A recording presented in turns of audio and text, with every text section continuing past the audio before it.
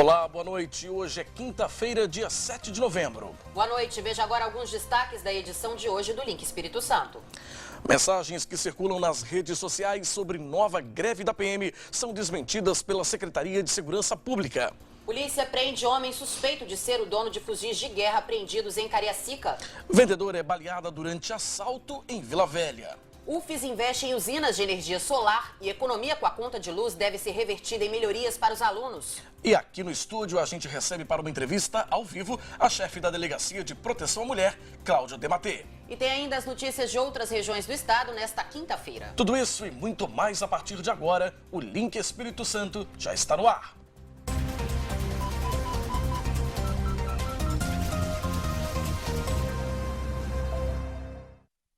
Agora são 6 horas e 3 minutos, estamos ao vivo para todo o estado. Seja muito bem-vindo ao Link, muito obrigada pela sua audiência e pela sua companhia. Um traficante de Cariacica foi preso pela Polícia Civil. Ele seria o dono dos fuzis de guerra encontrados na cidade na semana passada. As investigações seguem para descobrir como essas armas de fabricação russa vieram parar no Espírito Santo. O dono dos 3 fuzis, segundo a polícia, é Tiago Machado Paixão, de 21 anos. E durante a coletiva, o secretário de Segurança Pública, Roberto de Sá, falou sobre mensagens que circulam nas redes sociais de que uma nova greve da PM poderia acontecer aqui no estado.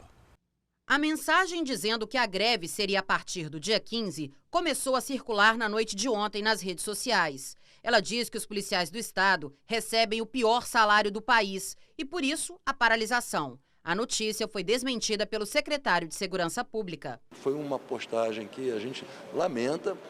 A internet, redes sociais, infelizmente permitem essas manifestações anônimas. Vocês vão investigar quem possa ter explanado essas informações? Olha, nosso setor de inteligência sempre monitora esse tipo de postagem. Isso já está sendo feito pelas inteligências e a gente vai continuar monitorando.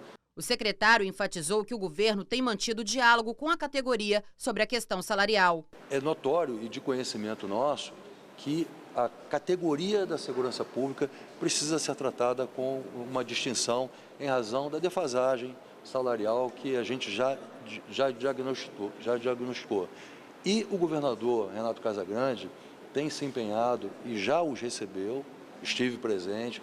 Eu já os recebi sozinho, as categorias, já recebi com a secretária de Recursos Humanos, eles são recebidos pelos comandantes das forças, num diálogo permanente, exatamente para nós analisarmos as propostas, ouvirmos as suas opiniões e fazermos estudos de possibilidades de reajuste. Mas que neste momento um reajuste está descartado.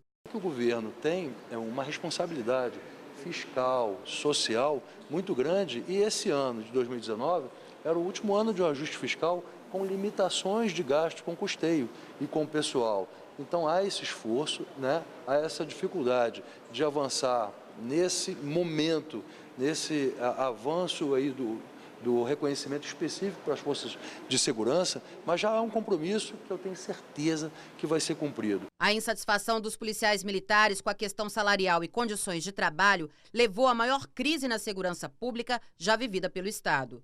Em fevereiro de 2017, os PMs cruzaram os braços. A paralisação durou 22 dias. Nesse período, 219 pessoas foram assassinadas no Espírito Santo. O comércio teve de fechar as portas, um prejuízo de 300 milhões de reais.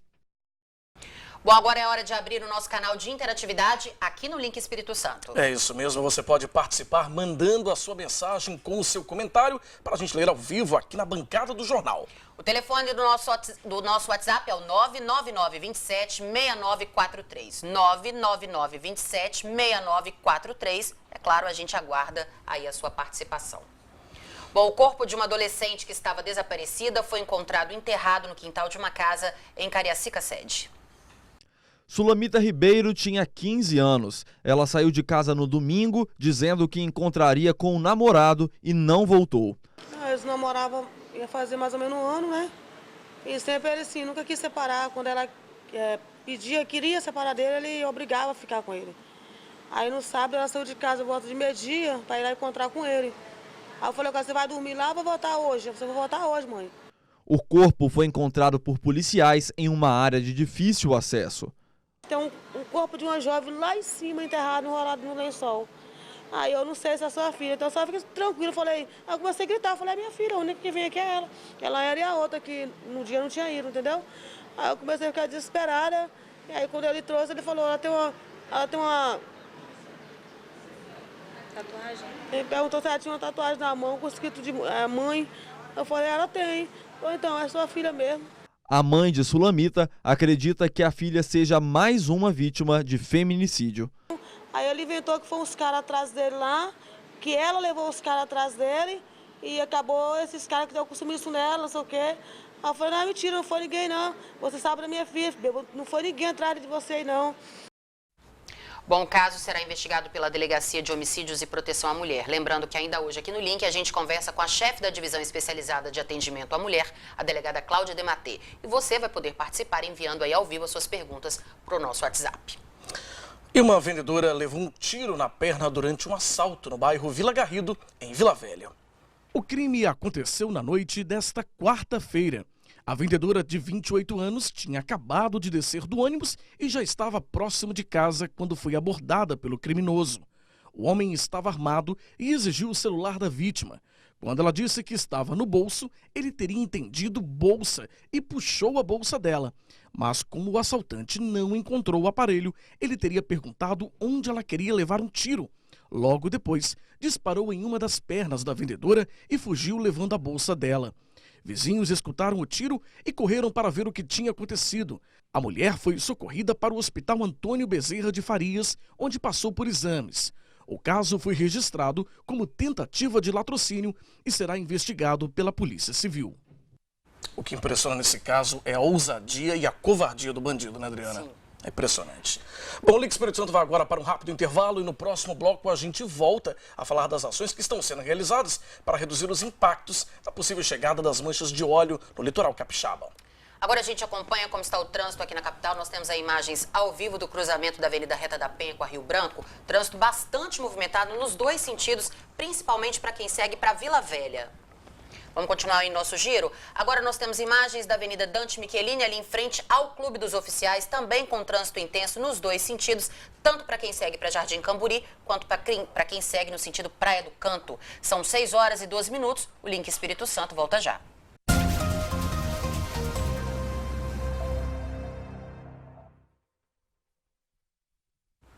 Seis horas e 16 minutos, Link Espírito Santo de volta. De olho na sustentabilidade, a Universidade Federal do Espírito Santo, a UFES, começa a operar ainda neste mês 2 usinas solares que vão gerar boa parte da energia que os 58 prédios da UFES consomem. Energia limpa e bem mais barata. O verão nem começou, mas o sol aqui em Vitória, como diz o capixaba, já está pocando.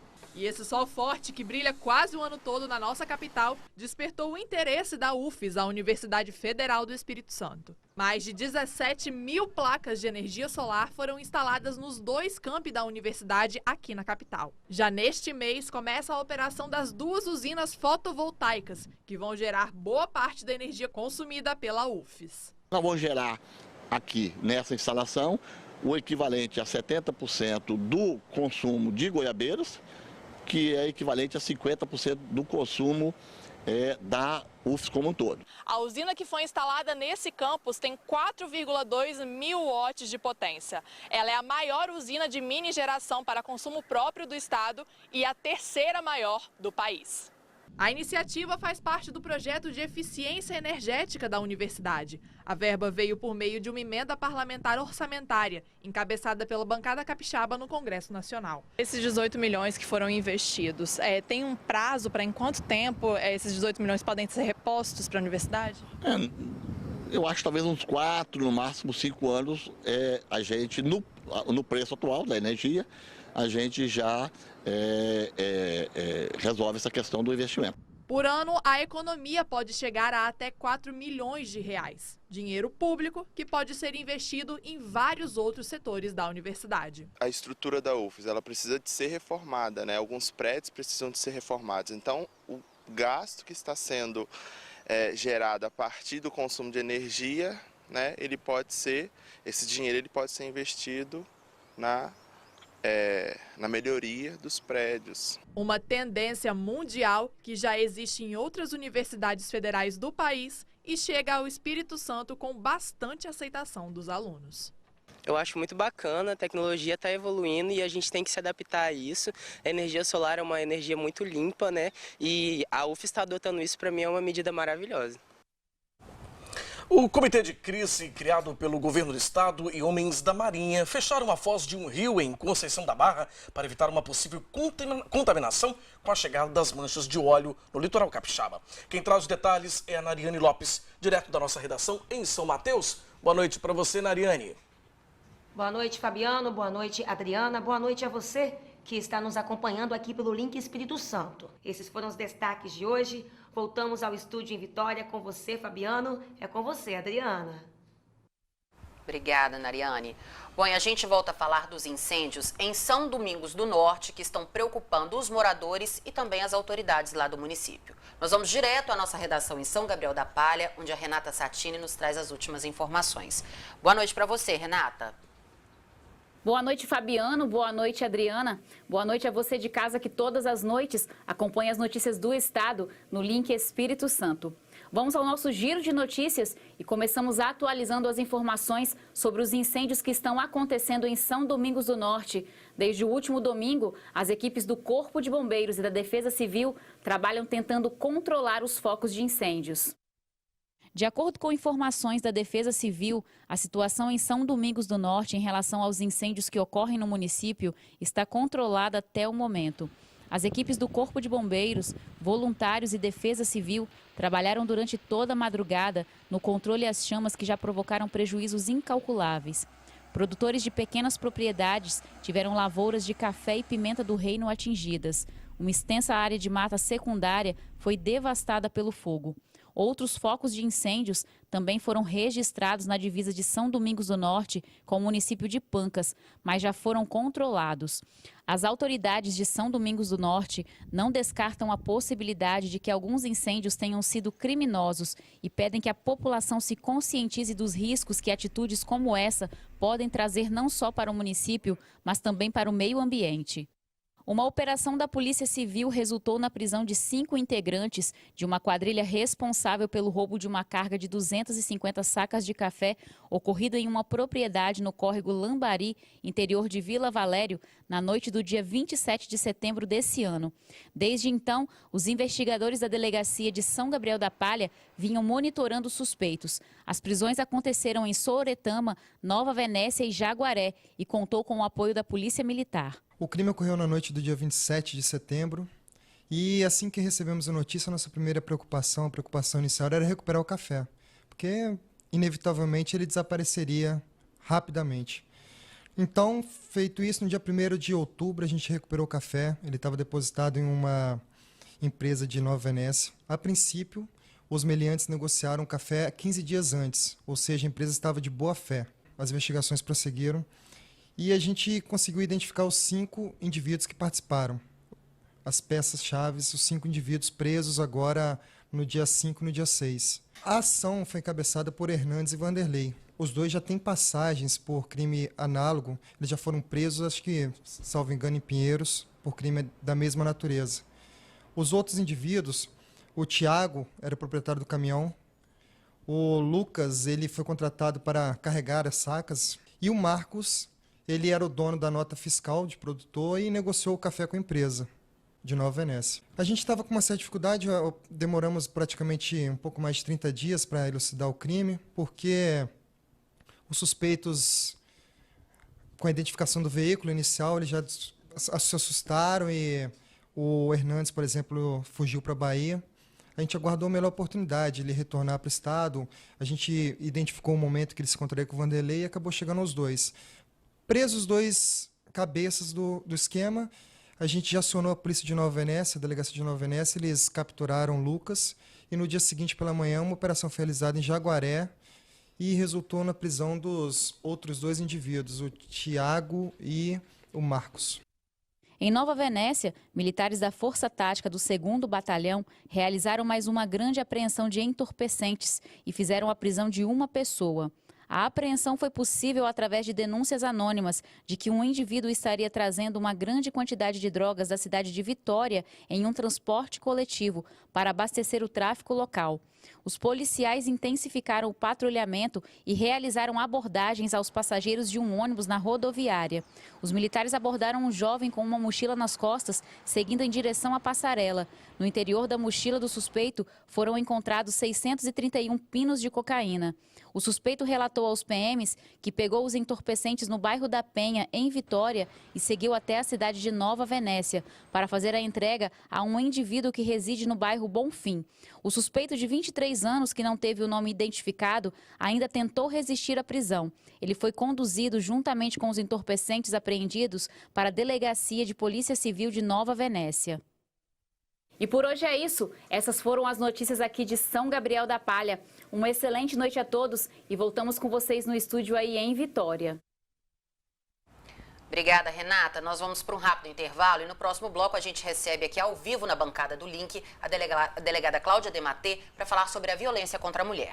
É isso, Adriana. Lembrando que você também vai poder participar, mandar suas perguntas ao vivo. O telefone, vamos reforçar, é o 27 999 27 6943. E agora a gente acompanha como está o trânsito aqui na capital. Temos imagens ao vivo da Avenida Américo Boás, em frente à Assembleia Legislativa. Trânsito um pouquinho mais intenso para quem segue no sentido centro de Vitória. Agora vamos com imagens da Avenida Fernando Ferrari, trânsito um pouco mais intenso, né, para quem segue no sentido Serra, ali em frente ao antigo aeroporto. Agora são 6h29. A gente já volta.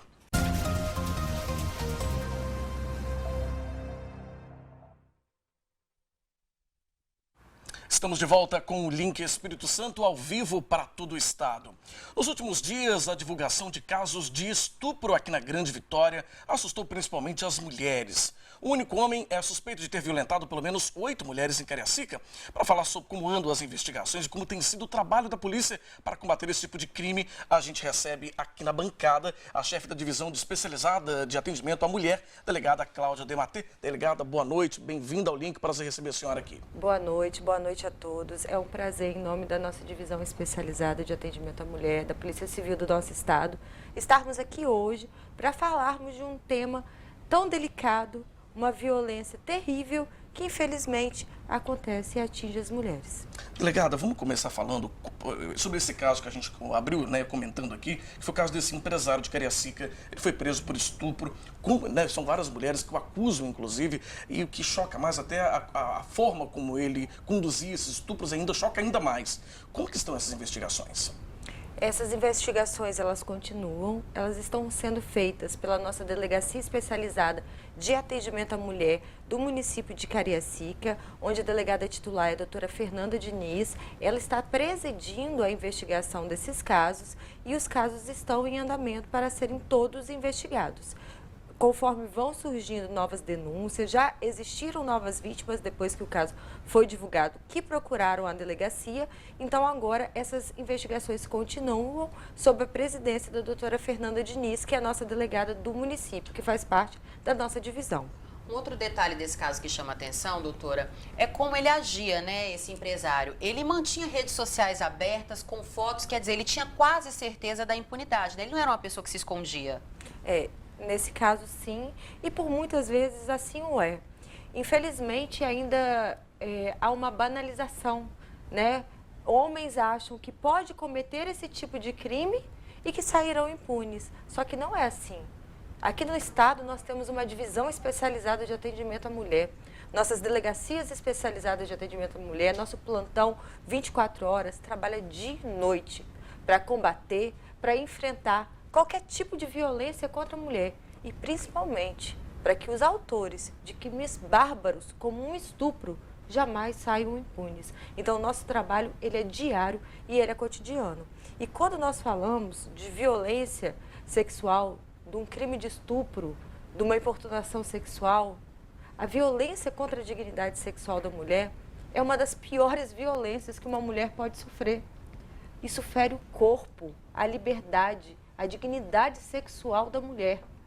É muito difícil para uma mulher, por vezes até, ter coragem de buscar a delegacia. E esse é um problema, né, para combater esse tipo de crime. Exatamente, e nós precisamos exatamente alertar, conversar, orientar as mulheres que, se forem vítimas de um crime desse, não subnotifiquem jamais, não deixe de registrar jamais, porque essas condutas bárbaras, absurdas, repugnantes de um homem que acha que pode impor a sua força, impor a sua vontade e praticar uma violência sexual, ferindo a dignidade sexual, o corpo da mulher, ele não pode sair impune jamais. As mulheres podem procurar as nossas delegacias, registrar a ocorrência, nossa equipe está lá, nossas delegadas estão lá, exatamente para atender, para fazer o registro, para dar o acolhimento, fazer o encaminhamento para a saúde também, para que essas mulheres tenham todo o atendimento necessário. E eu reafirmo, para que jamais um autor de um crime bárbaro como o estupro saia impune. Doutora Cláudia, a gente inclusive quer abrir também aqui para perguntas do público, né? Quem está em casa pode participar. Nós estamos ao vivo para todo o estado com o Link Espírito Santo. O telefone é 27 999 27 6943. E a gente já tem uma pergunta aqui da Zenaide de Bento Ferreira. Ela fala: doutora Cláudia, gostaria de saber se as mulheres estão denunciando mais ou ainda têm dificuldade. Elas têm ainda dificuldade em fazer essas denúncias.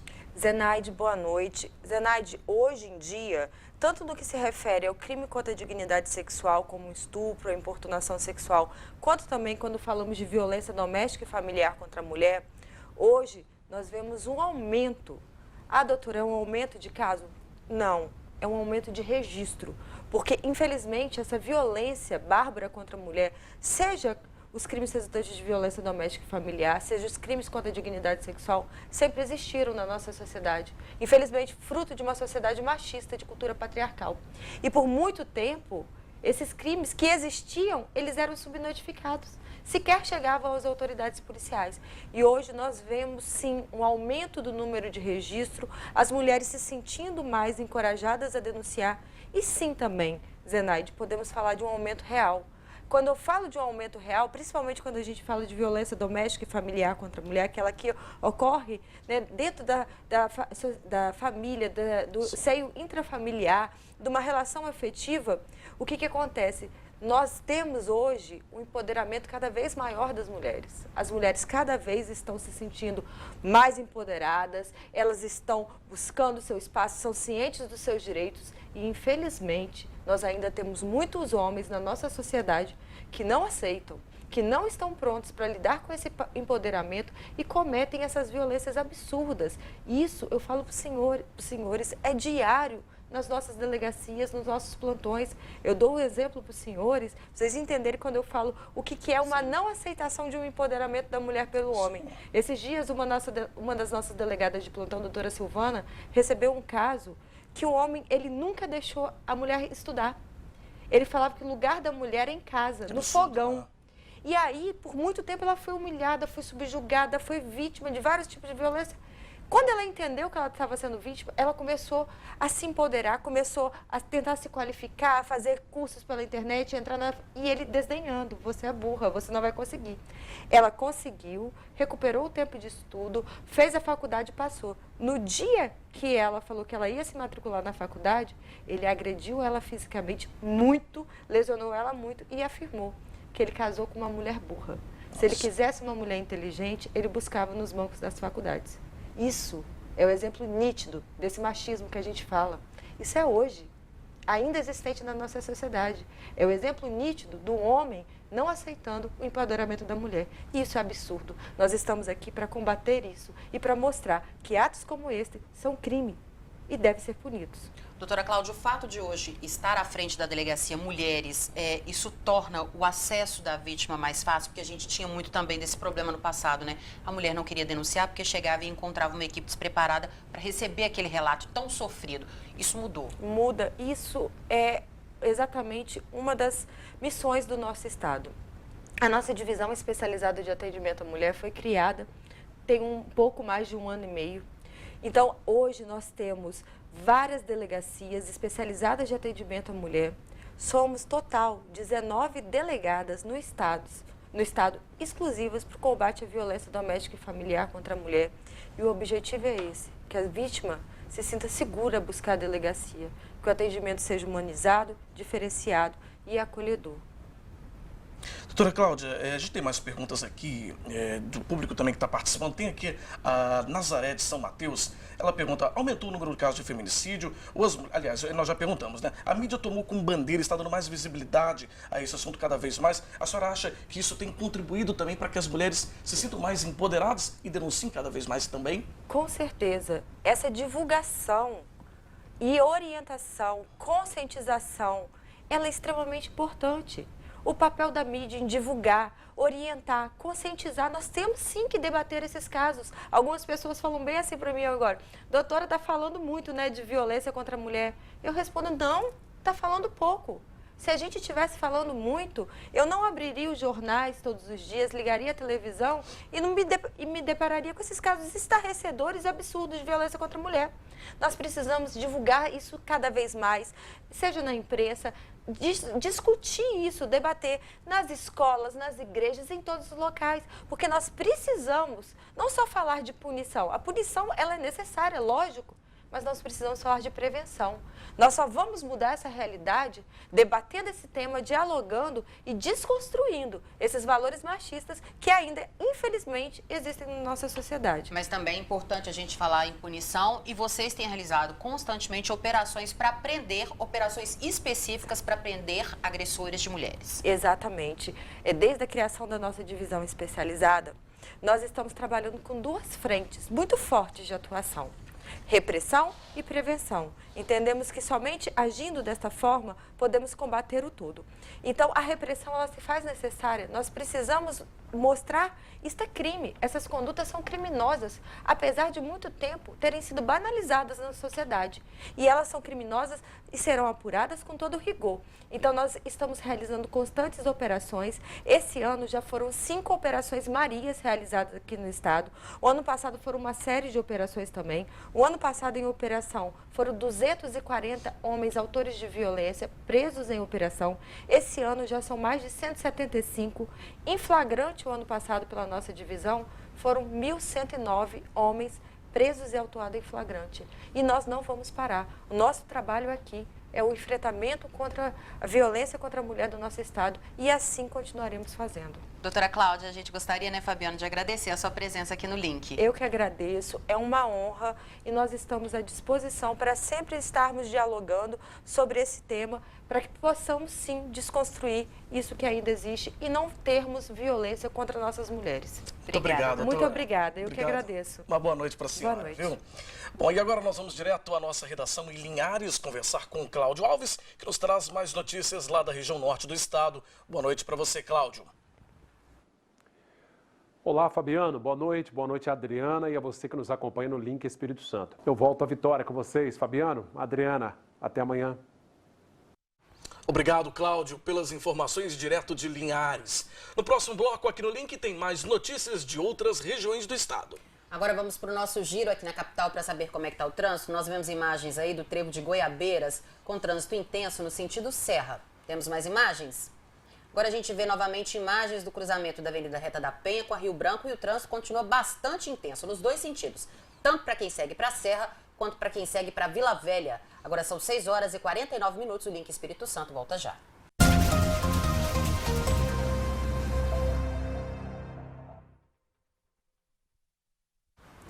O Ministério Público do Espírito Santo pediu para prorrogar o afastamento da prefeita de Presidente Kennedy, Amanda Quinta. Quem traz os detalhes para a gente é o Samuel de Fraga, direto da nossa redação em Cachoeiro de Itapemirim. Boa noite para você, Samuel. Olá, Fabiano. Olá, Adriana. Muito boa noite a vocês. Boa noite a todos. Adriana, Fabiano, esses são os destaques aqui do sul do estado. Eu volto amanhã com outras informações. Uma boa noite para vocês e até lá. Boa noite, obrigado, Samuel. Bom, como a gente viu, o Samuel falou agora há pouco, né, sobre o pedido do Ministério Público de afastar a prefeita de Presidente Kennedy, Amanda Quinta, por mais 180 dias. Nós acabamos de receber a informação de que o desembargador Fernando Zardini, do Tribunal de Justiça aqui do Estado, acolheu parcialmente o pedido do MP. Amanda Quinta deverá ficar afastada por mais 90 dias da Prefeitura de Presidente Kennedy. Bom, o Link Espírito Santo desta quinta-feira vai ficando por aqui. Muito obrigado pela sua audiência e pela sua companhia. Mais notícias do Espírito Santo você confere no sinoticias.com.br. Uma ótima noite para você. Boa noite e até amanhã. Record News, informação para você crescer.